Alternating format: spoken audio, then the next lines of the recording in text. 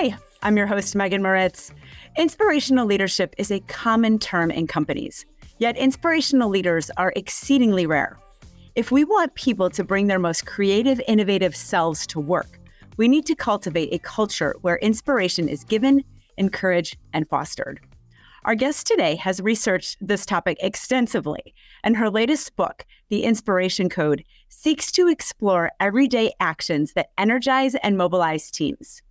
Kristi Hedges will be the speaker at ISACA's next member-exclusive speaker series event, Cultivating Inspired Leaders, where she will share what inspiring people do that anyone, regardless of position or title, can replicate.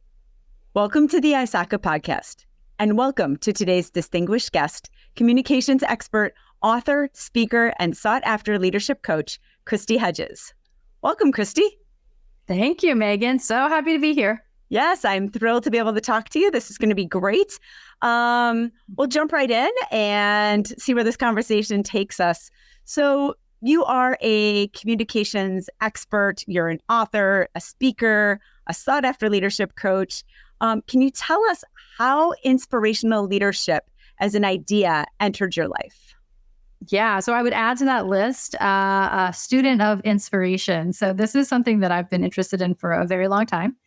And, you know, as a lot of things enter our lives, this kind of happened by accident. I was out with my first book, which was called The Power of Presence. I was out talking to a lot of audiences about presence and what creates it, what makes people, show up to be their fullest and best selves in work and leadership. And I would ask people about folks who inspired them. And what I was trying to connect was this idea that people who inspire us have a strong presence. That's really kind of what I was going for. I was trying to sort of lead people into this. And what I found was that people would talk about these people who had inspired them. And a lot of times, most of the time, they boiled down to these incredible conversations they'd had that changed their lives. And they were at all different points in their lives. People talked about their parents, their coaches they had when they were kids. They talked about their first boss. They talked about a stranger that they met in an airport restaurant who said something to them, and they were like, "Oh my gosh, you're right. I can go do that." I mean, it was just really, it really spanned so many different types of people. But we carried these words that people told us around forever, and I got really curious about that because I also saw how little inspiration we often had in our modern workplaces, and this was pre-COVID, right, pre the pandemic, and I think that's just increased because we are on these, many of us in hybrid or remote work environments, still not quite back to the way that we used to be. But even then, what I found was when people would come into a session, they would often be, a little skeptical as we are when we go to hear a speaker, maybe waiting to hear something that we hope will kind of lift us up a little bit. But the energy was, often, sort of what the energy is, where you guys have all experienced it in these things when people start. But then when they would talk about these folks who inspired them, the energy would just go off the charts. And it would stay that way for the rest of the time. And so I just looked at that and I thought, this is something that needs exploring because we need more of this and we need to be able to intentionally get more of this. And so that's where it started. So 2 questions. You said, you had written your first book. How does one just decide, like, you know what? I'm going to write a book, because that does not enter my brain ever in the history of my life. So, you jumped right into that. Like, what? Yeah. My first book. Can you talk a little bit about that? Yeah. It's funny because after you write a book, I think, because I'm coming up with ideas for another book. I look back and I'm like, how did I do that? And I remember when I was writing this book, I looked back at the first one and thought, how did I do that? I can't do that again. And then you do. And I think, what started the first book was that I would work with, I'm a leadership coach. That's really my day job. And so I would work with clients and, talk to them about, resources to give them afterwards. And I would tend to patch all these things together and then often undo things that they had been told that didn't work for them. So for example, a lot of us think when we're talking about presence that we have to show up as the leader, capital L, and this is what it looks like because we're told this is what it looks like. When we know what attracts us to other people and what engages us is authenticity, humanity, an interesting personality, like things that are kind of memorable, much more engaged and connected, right? And so that doesn't really happen with perfection. So I would kind of go through and try to unwind those things for folks. And I did that enough times where I was like, you know what, I should just go out and put the research that I know that works, and I see that it works, into a book. And so that's how the first one came about. The second one came about, as I said, I got curious as I was out there talking to folks and thought, I think there's something here. And as I did the research, I found out that there was. Fascinating. Yeah, I don't think that I have whatever genetic makeup that is to write a book. Never say never. You don't know. I love to write. Like, I journal all the time.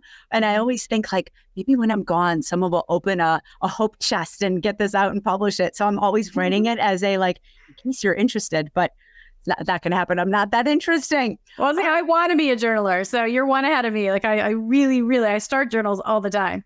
I'm a great journal starter. Together, we're great. Journal. You're right. It's perfect. Right. All right. So you've conducted a lot of research, obviously, doing your books on the topic of inspiration. How did you start researching this topic, and how has it changed over time? So I guess I started it just by looking at all of the social science research that's been done over the past 20 or 30 years. And there's a lot of it. People are looking at, have been looking at inspiration, what brings it about. Also inspiration in a positive way, but we also know people can be inspired to do negative things. And so there's also been research on the dark side of inspiration, if you will. And so, when I started doing that, I started reaching out to people that I know and respect, and they introduced me to researchers that they know and respect. And, you start kind of following the breadcrumbs to see where they go. And then I also started talking to people. So I did my own firsthand research, really just qualitative conversations where I looked at who I think are very inspirational. What did they do? I talked to people who couldn't find inspiration and what they weren't doing. And so I just, and also, again, all those conversations with folks who had inspired, the person I was talking to in the past. And so, what was it that your first boss did that made you decide to not become a finance person, leave the finance industry and go into HR? Like, what was that? And so when I started doing that, then you start to see themes and patterns and things come together. And so, I would say that when I started out, I probably thought that there was all this was going to be, most of it was going to be around how we communicate, because that had to be it. That had to be the trick. But then when I went through the process, I found out that it's not just about how we communicate. It's also about how we seek information, how we get inputs. And then very often about how we listen, which ended up being the number one trait of inspirational leadership, was that they were good listeners. So that's a pretty big shift. Yeah, I listening is so critical. And I can tell if I go to talk to my boyfriend, for example, and he's on his phone. Yeah. Tell me when I can talk to you. He's like, you can talk to me. I'm like, no, tell me when I can talk to you and you're going to hear me. Because if he has that in his hand, I mean, no offense to him, I love him, he's great, but yeah, you can't listen and process. Like, you just can't do that. And there's actually research. Oh, I'm sorry, I didn't mean to cut you off, but there's actually research on that note that just having a phone in front of you, with everything turned off, just sitting in front of you when you're talking to somebody, it reduces the amount of empathy that's exchanged in the conversation. So it really has a powerful pull, even when someone says, like your boyfriend, oh, hey, I can do both at the same time. Yeah. And I saw something recently where they were talking about people being out to dinner and, you take your phone out and you just set it on the table, right? You just set it there, even if it's face down. And that it immediately tells the person, like, this is more interesting than you. And I was like, wow, that's rough. So now I try to shove it under my leg or something, so that it's not in my pocket, but it's still like a constant distraction of things that you want to look at. Yeah. So I think about what if, take the technology before phones. Let's go way back. How about a book? Can you imagine going to dinner with somebody and putting a book on the table while you're having dinner? Right? What does that say? I don't know if this is going to be entertaining enough for me, so I may need to pull out my book. Yeah, let me just go ahead and read it. No, it's like obscene. It's absurd. But we do it all the time. Do you think that inspirational leadership and these people, when they talk about their parents or coaches or whatever, that a lot of it is kind of some really sage advice? Because I think about those one-liners I've heard throughout my life that really stick with me and kind of help inspire. Do you hear a lot of those? I hear them all the time. And it's, I don't know if they're one-liners, though I love a good one-liner. They're often short conversations, though. They don't have to be like, we sat in an office and we talked about this for 4 hours and then I laughed and said, yes. It could be 15 minutes, right? It can be, like I said, it can be somebody that you meet in an airport that just happens to, say something that you need to hear. But the trick is that the other person has to be open. And you can't force somebody to be open and you can't force somebody to be inspired. And so that's why sometimes there's magic to them and sometimes there's not, and why somebody can say something to you when you're 25 and it goes right over your head. And then somebody tells you the same thing when you're 35 and you're like, wow, that's really important to know, because you're not open to it in 25. And so that's the magic piece that we can't force somebody to be, but we can create conditions where they're more likely to be open. And it's so funny, just in this conversation, I'm like, I want to tell her about this thing that somebody told me. And then I want to tell her about this thing that somebody else told me, and like turn this into my own little coaching session. But we won't do that. No, actually, now I'm curious. You might end up with another book, though. I can't promise you won't. So this is my favorite because it didn't happen to me. Years ago, my boyfriend was married, had 2 small children, and he was out to dinner. And he went to the washroom and he was washing his hands. And an older gentleman came out and washed his hands next to him and said to him, "Are you here with your family?" And my boyfriend, obviously being receptive to like, why is this random person talking to me in the bathroom? So I looked at him and was like, yeah. And he just looked him dead in the eyes and said, "Do me a favor, enjoy your time with them, because you don't wake up when you're my age wishing you'd worked more." And it was one of the very first things that my boyfriend told me when we started to date. And it resonated so deeply with him and then so deeply with me. This guy, I couldn't tell you who he is. He couldn't tell you who he is. But it was like, oh, this is the priority. This is the shift in the mentality of like what is important in life. And it was so inspirational just in a bathroom in a restaurant, It's crazy how that works. Love that story. Yeah, I know. Like we carry these things around. I say they're almost like talismans, like these conversations that have been told to us that just were so impactful. And then we reach back and we hold on to them when we need them and we make decisions on them. It sounds like he decided he didn't want to work all the time and miss out on things. So he changed some things about his life. It's just, if you think about it, it's crazy what happens because of these kind of conversations. Yeah. Yeah. It truly is powerful. Okay. Sorry. Thanks for letting me do that. Yeah. So what benefits have leaders and organizations been able to realize when they put inspirational leadership into practice? Well, I a lot of things, but just to sort of answer that question as succinctly as I can, let's just kind of talk about the moment that we're in. Where in inspiration at work, I would say, I thought it was at a bit of a low point, but I think it's definitely gotten lower. Right. And so you've heard about quiet quitting, and we've heard about people sort of doing the bare minimum or checking out or leaving their jobs and not doing anything because they just, they don't want to do the hustle anymore. Somebody just told me the other day that hustle is the new stupid. And I thought that's really interesting. For a Gen X kid, I'm like, really? And so, it's changing, right? I think we're seeing all these things playing out at the same time. And so, and I think people have also reassessed.